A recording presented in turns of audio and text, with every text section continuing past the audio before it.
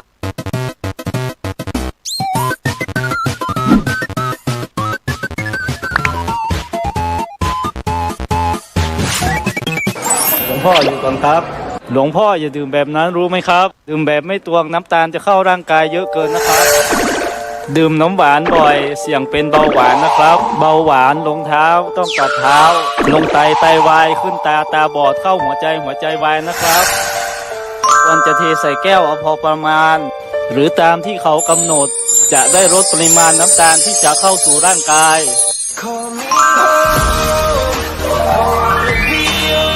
หลวงพ่อทานทีละแค่นี้เพื่อสุขภาพที่ดีนะครับหลวงพ่อ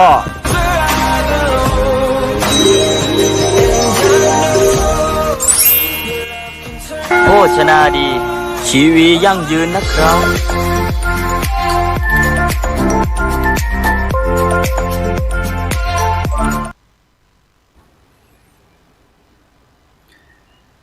ลุนลุ่งแล้ว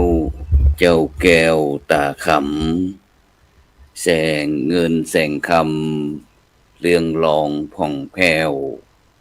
มาหับฟังรายการนะพ่ออาจารย์เจ้าแจวตื่นได้แล้วเด้อนายเหยสู่เจ้าทั้งหลาย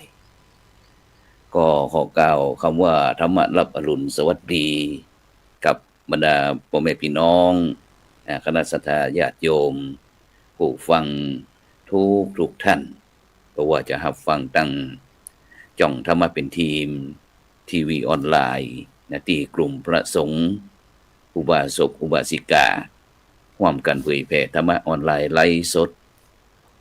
ดังทาง Facebook Facebook ท่านอาจารย์พระครูอภิวัฒนวิกรมวัดปากทางเจริญดอยลอFacebook พระครูโสพลปริยัติFacebook ของจ่องทำเป็นทีมทีวีออนไลน์ทาง YouTube ก็ตั้งวัดจอมคำหลวงนอกเขมรัฐนครเชียงตุงท่าน Facebook ท่านอาจารย์พระมหาวรเชษฐ์มหาวิทยโยYouTube ของ IDTO ทำเป็นทีมสากลพร้อมถึงบรรดาพี่น้องที่ติดตามสถานียุคเครือข่ายขึ้นสีขาวเจ้าประชา8จังหวัดภาคเหนือ FM 104.50 เมกะเฮิรตซ์วัดฝ่ายหินแล้วก็บรรดาท่านผู้ฟังท่านผู้ชมทุกช่องทางซึ่งช่องธรรมะเป็นทีมเฮานี้ก็ได้รับการสนับสนุนจากมูลนิธิ1016เพื่อการกุศลโดยท่านเจ้าคุณพระวิสุทธิวัชราภรณ์หรือว่าครูบาขาววัดลัทธิวันพระนอนขอนตาลคณะสงฆ์จังหวัดเชียงใหม่มหาวิทยาลัยมหาจุฬาลงกรณราชวิทยาลัยเขตเชียงใหม่มูลนิธิโพธิยาลัยโครงการหมู่บ้านรักษาศีล5โครงการวัดประชารัฐสร้างสุขทุกคนที่ลืมบ่ได้ก็คือบรรดาท่านผู้ฟังท่านผู้ชมทุกท่านที่คือการสนับสนุนแล้วก็ติดตามคอยกดติดตามกดไลค์กดแชร์เพื่อเป็นธรรมทานยิ่งแชร์นักก็ได้บุญนักแชร์น้อยก็ได้บุญน้อยบ่แชร์ก็บ่ได้บุญฉะนั้นก็ในช่วงนี้บรรยากาศความเย็นจากประเทศจีนได้ปกคลุมลงมาทางภาคเหนือของเฮาฉะนั้นก็ทุกภาคทุกจังหวัดก็คงจะอากาศเย็นหนาวโดยเฉพาะในภูในดอยนี่ก็คงแน่นอน ค่อนข้างที่จะอาจจะบางทีบางแห่งก็อาจจะติดลบเนาะอาจจะติดลบนะฉะนั้นก็ขอส่งความปรารถนาดีไปถึงบรรดาท่านผู้ฟังท่านผู้ชมทุกท่านนะที่ได้ติดตามรายการของเฮานะเพราะว่าจะเป็นตั้งแม่สีทอนเป็นจิตโยมเรนูชัยวงศ์กุยากศนนะคุณโยมอัมพรนะคุณโยมสมควรกาแฟคุณโยมอนงพวงกันคำนะแม่จันทากล่องคำมูลอีนะคุณโยมเกศศินีกาอีนะแม่เอ้ยนะสุดจิววงคุณโยมมะลิวันคุณโยมบัวตองอีนะคุณโยมนงคารพ่องแม่ทองคำผมมินนักหนาประปานะคุณโยมวราพรปทุมพ่องนะคุณโยมสัสิธรคุณโยมอำนวยชัยวุฒินะคุณโยมอย่างก็มณีวันชัยเจริญเนตรคุณโยมสุทิศนะคิตติคำนะคุณอาเจอร์นะพึ่งไตรรัตน์คุณโยมมายุรีกาคุณโยมสีเพนคุณโยมจัญญานะแม่กองคำสุทธิวงศ์กานะแล้วก็นี่ก็เข้ามาสุดร้อนกับคุณโยมอิทธิพรจริยเวทนะที่จากเมืองแปะนะจากเมืองแปะนะได้ก็ส่งข้อความมาทางอินบ็อกซ์ว่าสาธุเจ้าจากนั้นก็บรรดาท่านผู้ฟังท่านผู้ชมทั้งหลายนะในเจ้าวันนี้ก็ความจริงก็จะเป็นหน้าที่ของท่านอาจารย์พระครูอย่างก็อันตีลำปางเนี่ยนะพระครูสถิตธรรมวิพัฒน์นะวัดบ้านไร่ศิลาทองอำเภอเมืองจังหวัดลำปางนะแต่เนื่องจากที่ท่านอาจารย์ติดศาสนกิจ ติดภารกิจต่างๆนะก็เลยขอพระครูโสพลปริยัติได้ช่วยดำเนินรายการแทนกำหนึ่งนะฉะนั้นก็บรรดาท่านผู้ฟังท่านผู้ชมด้วย FC ท่านอาจารย์พระครูสถิตธรรมพิวัตรก็ต้องขอสุมาอภัยด้วยเด้อนะในเจ้าวันนี้พระโฆษกจำเป็นเขาเย็นจำอุ่น พระครูโสพลปริยัตินะซุปเปอร์ซับ คณะครูบาอาจารย์ท่านใดติดภารกิจเขาก็ยินดีนะ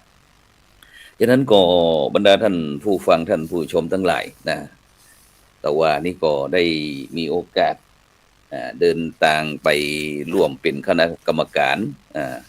ตรวจเยี่ยมนะโครงการวัดประชารัฐสร้างสุขวัดประชารัฐสร้างสุขที่อันไหนก็ที่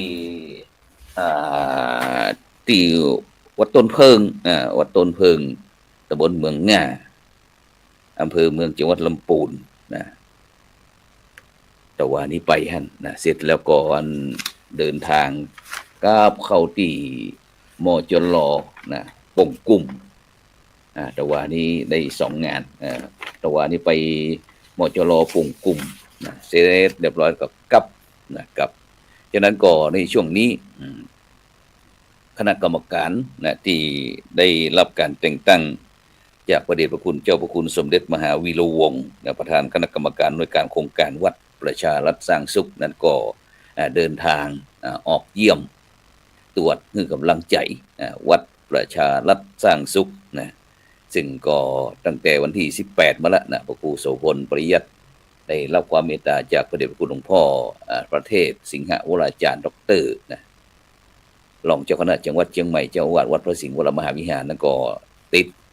งานที่บางครั้งก็คณะกรรมการตั้งส่วนราชการในจังหวัดพ่องในวังพ่องนะที่จะเข้ามาประชุมปรึกษาหารือนะเพื่อที่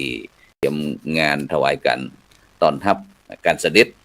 ของในหลวงนะในวันที่5 มกราคมนะต้นปีหน้านะฉะนั้นก็ในช่วงนี้ก็วัดพระสิงห์วรมหาวิหารก็อาจจะคัดข้องบ่ค่อยสะดวกเ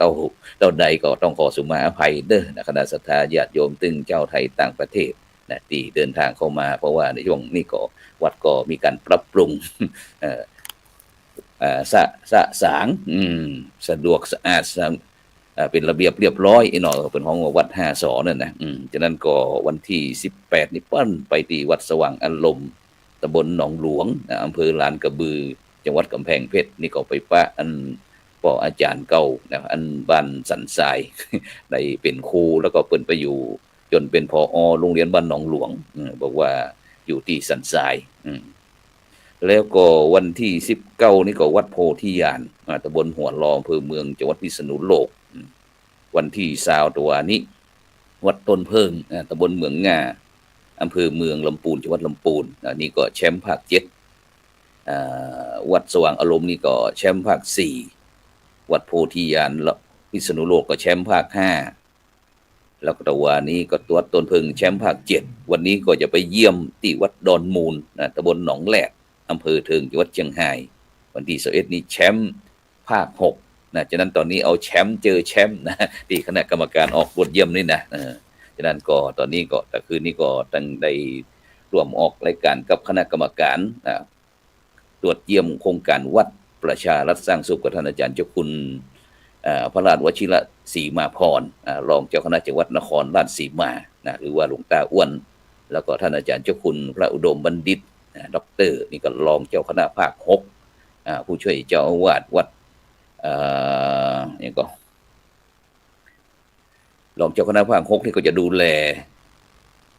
ตึง5จังหวัดของเฮาแป่น่านเชียงรายพะเยาลำปางแล้วก็ท่านปลัดพิพัฒน์พงศ์ด็อกเตอร์นี่ก็วัดโพธิญาณเลขาเจ้าคณะตำบลอรัญยิกจังหวัดพิษณุโลกก็มาร่วมได้อู้ถึงเรื่องวัตถุประสงค์ของการจัดโครงการวัดประชารัฐสร้างสุขซึ่งก็นำเรียนบรรดาท่านผู้ฟังท่านผู้ชมตอนนี้คณะสงฆ์เขาก็จะมีงาน2โครงการโครงการที่1ก็คือโครงการหมู่บ้านรักษาศีล5ซึ่งก็จะเป้าหมายของเขาก็คือเรื่องการพัฒนาชุมชนสังคมประเทศชาติ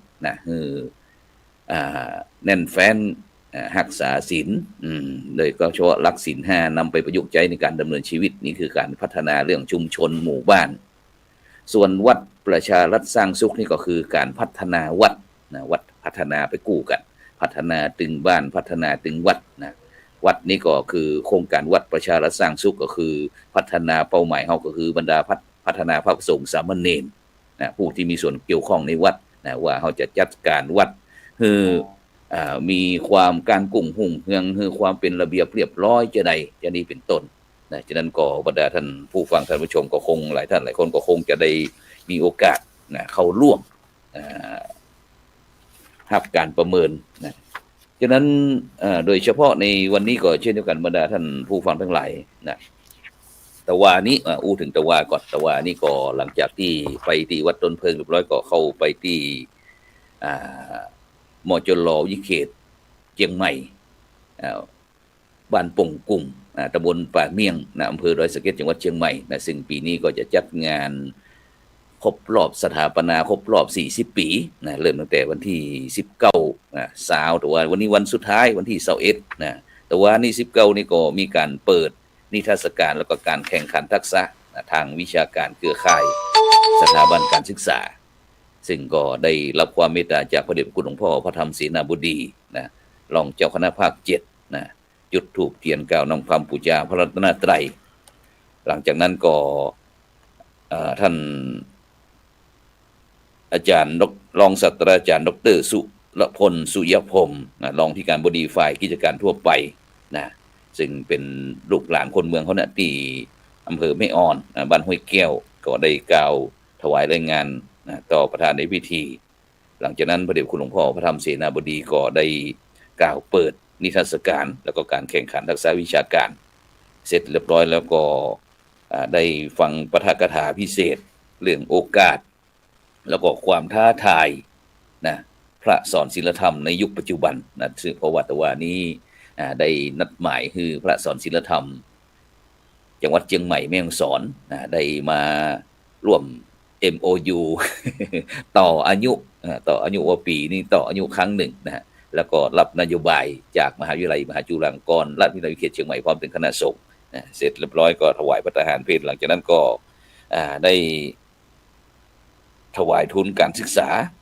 แก่นิสิตนักศึกษาหรือพระสงฆ์องค์เนรตะวันนี้ท่านพระอาจารย์พระราชวชิระสารบัณฑิต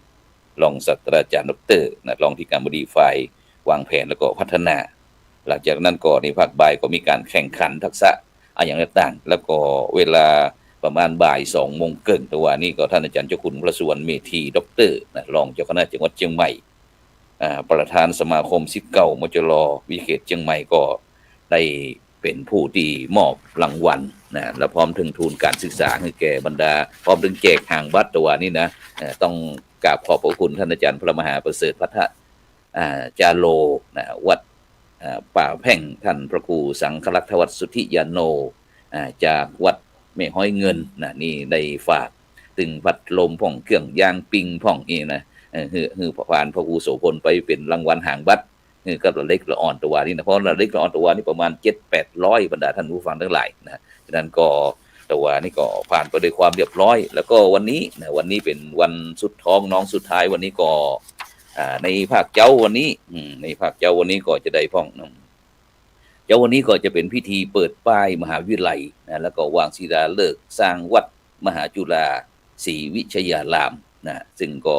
ประเดชพระคุณหลวงพ่อพระพรหมวัชระทีละจารย์ศาสตราจารย์ดร.อธิการบดีประธานฝ่ายสงฆ์แล้วก็ ตั้งฝ่ายบ้านเมืองของเฮานะท่านนายกสมชายวงศ์สวัสดิ์นะก็จะได้เป็นประธานเปิดป้ายมหาวิทยาลัยวางศิลาฤกษ์สร้างวัดมหาจุฬาศรีวิชยารามแล้วก็ปลูกต้นศรีมหาโพธิ์แล้วก็วาง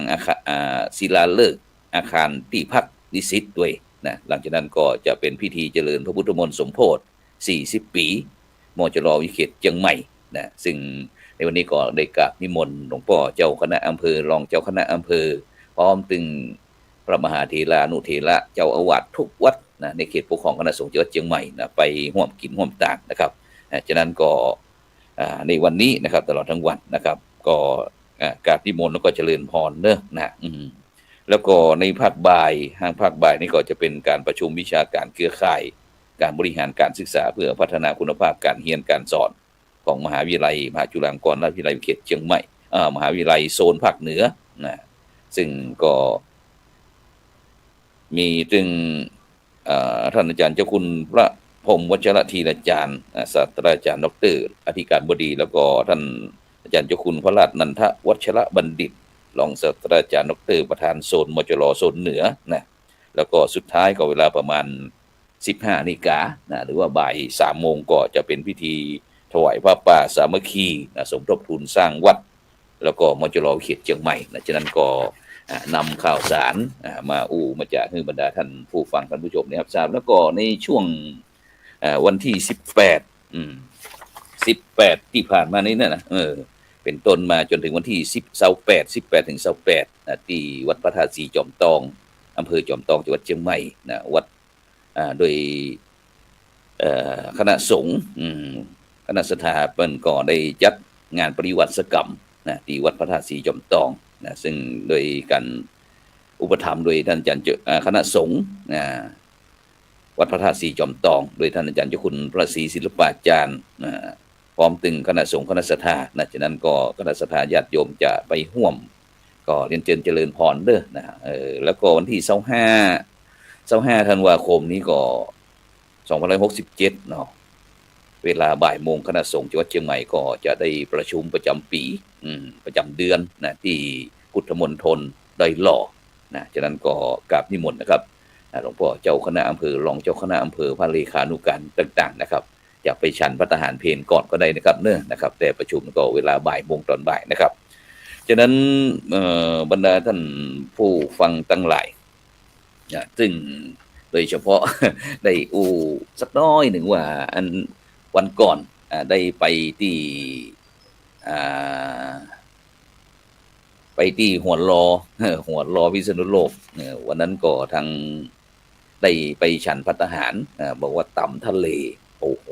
แต่ว่าแม่เจ้าตื่นมาประมาณตี 4เนี่ยบรรดาท่านผู้ฟังทั้งหลายโอ้โหเล่นงานต้องใส่ปั่นป่วนเพราะว่าฉัน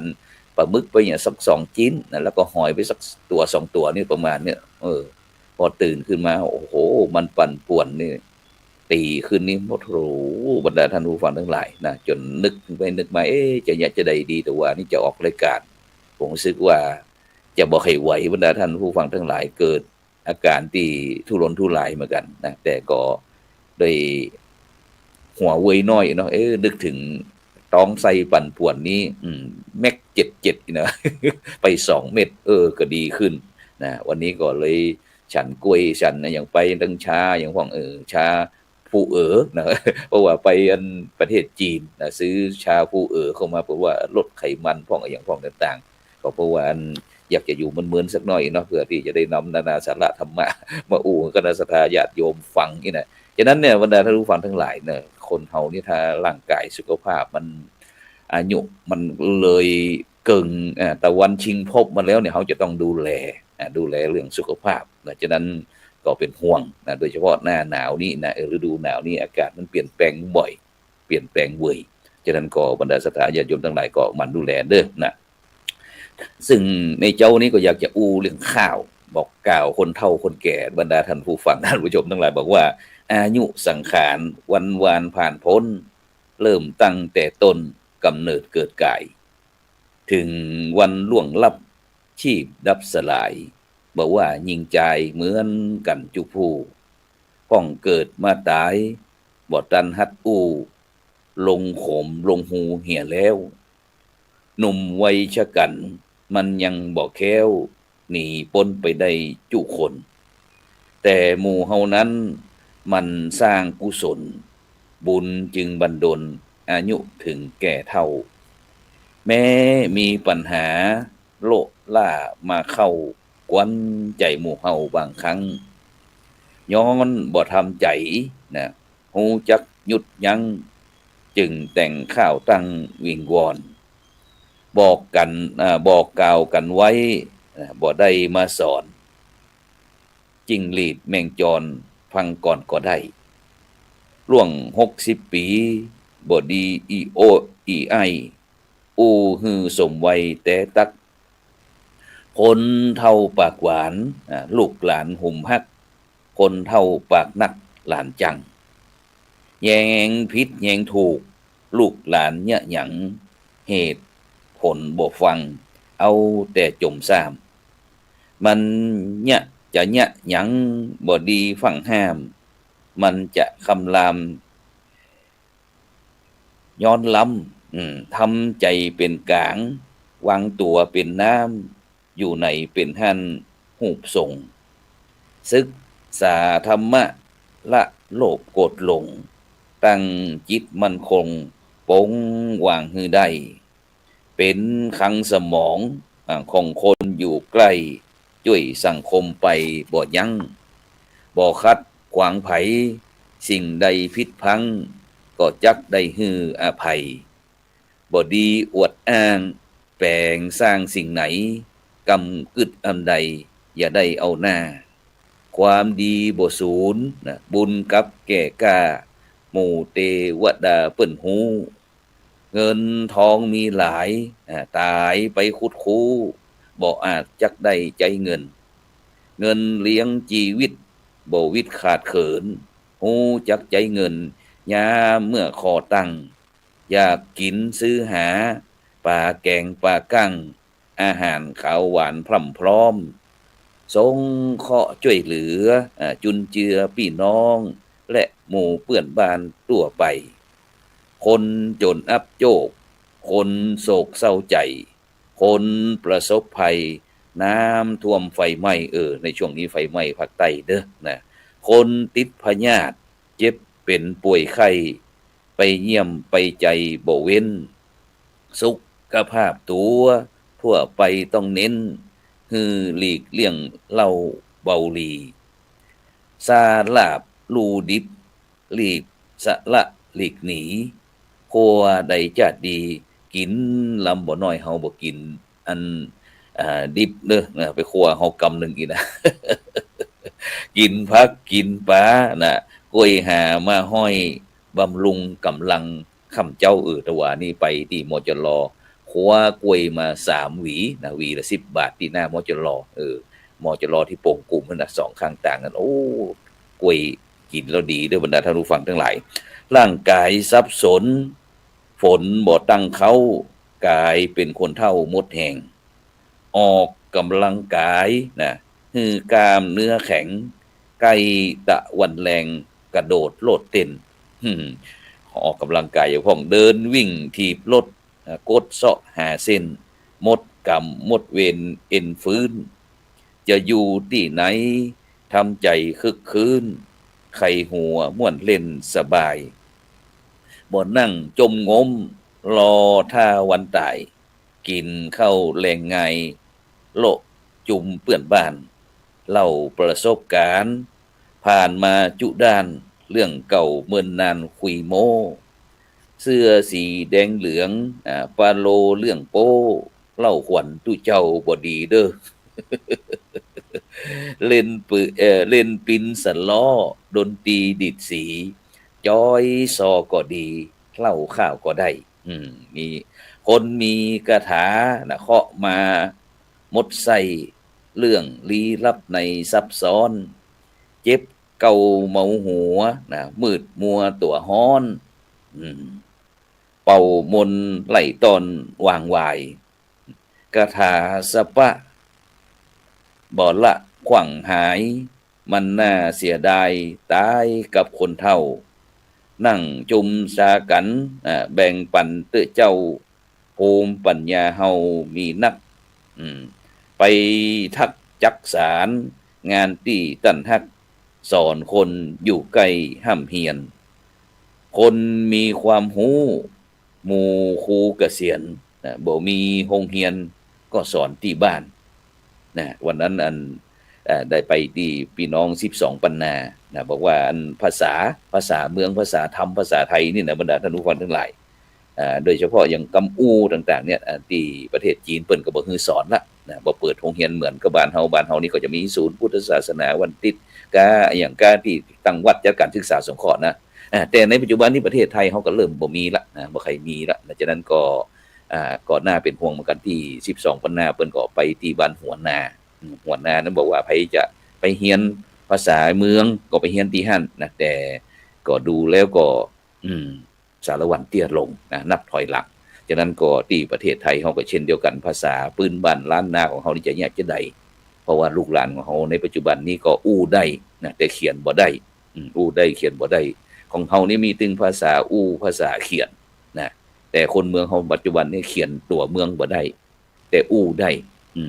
ซึ่งหลายกรรมนะที่พระครูโสพลไปที่เมืองหลวงเหนือเมืองหลวงใต้ซึ่งเป็นพี่น้องไต้ลื้อนะ12ปันนาเนี่ยเป็นเมืองหลวงไต้ลื้อเป็นเมืองไต้ลื้อนับถือพุทธศาสนาสายเถรวาทถ้าเป็นจังตุงนี่ก็พี่น้องไต้เขินไต้ใหญ่เป็นนับถือพุทธศาสนาเหมือนกันนะฉะนั้นก็เป็นหน้าที่พุทธบริษัทจะต้องช่วยกันนะโดยเฉพาะอย่างจ่องธรรมะเป็นทีมของเฮาเนี่ยก็บอกว่าจะเป็นเจ้าบ้านเจ้าจ่องป่อน้อยป่อนานทหารเก่ามีองค์ความรู้อย่างพ้องนะซึ่งยังกำข้าวเนี่ยเพราะจริงว่าครูโสพลก็บ่ใจถนัดนะแต่พยายามเสลอ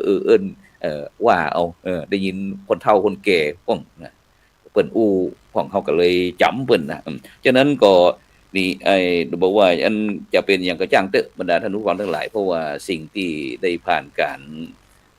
คัดสีชวีวันได้การผ่านการใจการห้ำการเฮียนการใจบริการต่างๆเข้ามาเนี่ยเป็นสิ่งที่หมู่เฮาท่านทั้งหลายควรจะได้สืบสานโดยเฉพาะภูมิปัญญาท้องถิ่นบ่ว่าจะเป็นดนตรีพื้นเมืองป้อหมอยาอย่างต่างๆซึ่งเป็นสิ่งที่ดีนะอย่างวันก่อนเฮาได้มีโอกาสไปที่เมืองยี่ซีนะเมืองยี่ซีนั้นเปิดบอกว่าเป็นแหล่งผลิต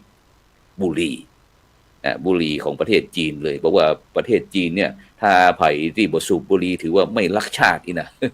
บ่ฮักชาติเพราะอย่างบุหรี่ภาษีบุหรี่เนี่ยไปเลี้ยงประเทศชาติเพิ่นว่านะฉะนั้นถ้าเฮาไปเมืองยี่ซีปัดเท่าวันนั้นไปตึงคณะลงจากรถไฟมาวัดเท่าก่อนจะขึ้นรถไฟลงรถไฟตึงกัวแท้ๆนะเพราะว่าพี่น้องชาวจีนนี่ทุกคนนี่จะต้องสูบบุหรี่บรรดาท่านผู้ฟังทั้งหลายถ้าเปิ้นยื่นบุหรี่ให้เฮาอีนะถ้าเฮาบ่รับนี่หมายความว่าบ่ฮือเกียรติเปิ้นนะฉะนั้นภาษีบุหรี่นี้ก็เป็นอันดับ1ของประเทศแล้วเฮาก็เลยถามว่าอันบุหรี่เนี่ยมีได้ผลกระทบกับผู้บริโภคก็เพราะว่าประเทศไทยเขาบอกว่าถ้าสูบบุหรี่แล้วเป็นมะเร็งในปอดในตับในไส้อย่างต่างๆเหล่านี้เข้ามาเขาก็เลยถามเพิ่นบอกว่าน้อยมาก เปิ้นว่านะน้อยมากๆเฮาก็บ่ฮู้นะอู้ฮู้ฟังบ่ได้ไปเชียร์นะน้อยมากๆที่ว่าจะเป็นไอ้มะเร็งอย่างต่างๆเนี่ยที่สูบบุหรี่นั่นน่ะแล้วเขาก็เลยถามว่าแล้วจะได้ว่ามันมีผลกระทบบ่มีผลกระทบแต่ประเทศไทยเขาบอกว่าถ้าสูบบุหรี่หรือเป็นมะเร็งเพิ่นบอกว่าพอโดยเฉพาะพี่น้องชาวจีนเนี่ยเพิ่นก็จะมีการดื่มชาพวกอย่างต่างๆเหล่านี้นะครับสารตกค้างอย่างต่างๆเหล่านี้ที่เรากินน้ำร้อนนี่นะบรรดาท่านผู้ฟังอย่าไปลืมเด้อนะพยายามกินน้ำร้อนจะไปกินน้ำเย็นเพราะกินเพราะอาหารจีนเนี่ยก็เป็นไขเป็นมันนักเหมือนกันนะเพราะมันเมืองหนาวเนาะเมืองหนาวก็ต้องใช้ไขมันเพื่อที่จะสะสมเรื่องพลังความร้อนในประเทศไทยเขาเนี่ยกินอาหารที่มีไขมันเป็นอย่างนี้แล้วก็เขาไปกินน้ำเย็นลองบรรดาท่านผู้ฟังก็ลองเอาถ้วยเอาแกงออมจีนอย่างสักอย่างเนี่ยเวลาเขานี่เขาลองเอาน้ำไปใส่มันก็จะกระด้างเช่นเดียวกันฉะนั้นก็คนไทยเขาเลยกินแกงอย่างแล้วเขาไม่ได้กินฮ้อนเขาไปกินน้ำเย็นอย่างปุ๊บก็จะเหมือนกันนะเหมือนกับเขาเอาถ้วยแกงออมแล้วก็เอาน้ำไปสาดไว้มันก็จะเกิมอีนะเป็นไขมันติดคอทำให้เส้นเลือดมันอุดตันนี่น่าจะเป็นไปได้คาดว่านะว่าทูเดา น่าจะเป็นไปได้ฉะนั้นก็เอาจ๋าภาษาแม่เจ้านี่ตั้งเมืองของตึงกำข้าวกำเคือของผสมผสานกันฉะนั้นก็ในเจ้านี่ก็เวลาหมดเวลานะจำเป็นที่จะต้องนำในการธรรมะรับอรุณอยากบรรดาท่านผู้ฟังไปก่อนฉะนั้นก็อย่าไปลืมในวันนี้ไปร่วมพิธีเปิดป้ายแล้วก็อนุวางศิลาฤกษ์ที่มหาวิทยาลัยมหาจุฬาลงกรณราชวิทยาลัยเขตเชียงใหม่บ้านปงกุมบ้านปงกุมอำเภอดอยสะเก็ดจังหวัดเชียงใหม่คุณโยมขวัญจิตคาราคอนนี่คุณโยมจากอุปถัมภ์กับคุณโยมโทนี่ ตรงนี้ก็เป็นห้องว่ามอร์นิ่งมอร์นิ่งเด้อขวัญจิตเนอะกับคุณโยมโทนี่กับพี่น้องคณะศรัทธาญาติโยมวัดพระสิงห์ UK ประเทศอังกฤษทุกผู้ทุกคนเด้อในเจ้าวันนี้ว่าอันธรรมะสวัสดีกับบรรดาท่านผู้ฟังท่านผู้ชมแต่ฉะนั้นก็เวลาหมดเวลานำรายการจากบรรดาท่านผู้ฟังไว้ก่อนนะแล้วก็กินข้าวหลับน้ำแล้วเด้อสำหรับในเจ้านี้ก็ขอกล่าวคำว่าธรรมะรับอรุณสวัสดีขอเจริญพร